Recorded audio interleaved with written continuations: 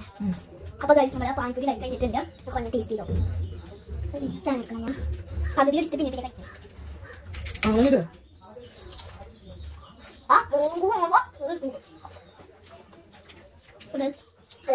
Try ചെയ്ത് നോക്കാം.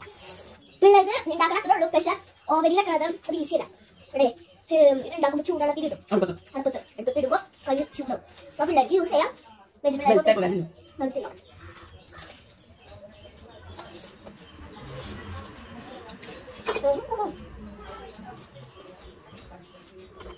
Try ചെയ്ത് നോക്കാം.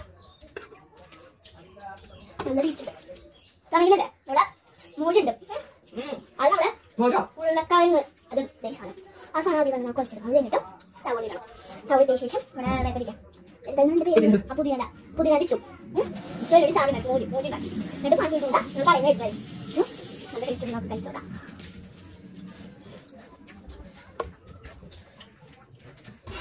കുറച്ച് ഇതൊക്കെ ഉണ്ട്. പിള്ളേർ കഴിക്കാനുള്ള അത്രയും ഒന്നുമില്ല.